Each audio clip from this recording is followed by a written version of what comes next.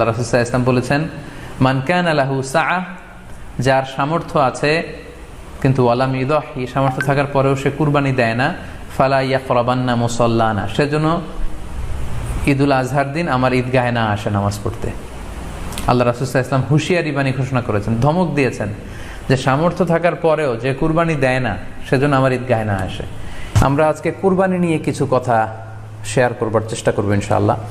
কুরবানির প্রসঙ্গটা আসলেই আমাদের স্মৃতির মানসপটে আমাদের ইব্রাহিম আলাইহিস সালাম এবং ইসমাঈল আলাইহিস সালামের যে কুরবানি, ওনাদের যে আত্মত্যাগ, এই দৃশ্যপটটি কিন্তু আমাদের চোখের সামনে ভেসে ওঠে। আমরা জানি যে ইব্রাহিম আলাইহিস সালাম আল্লাহ তাআলার সন্তুষ্টির জন্য স্বীয় পুত্র ইসমাঈল আলাইহিস সালামকে কুরবানি করতে চেয়েছিলেন, এবং সেই প্রসঙ্গ থেকেই কিন্তু আমরা প্রতি বছর জিলহজের 10 তারিখে কুরবানি করে থাকি। এবং এই দৃশ্যটি আল্লাহ তাআলার কাছে এতই ভালো লেগেছিল, এই আত্মত্যাগের দৃশ্যকে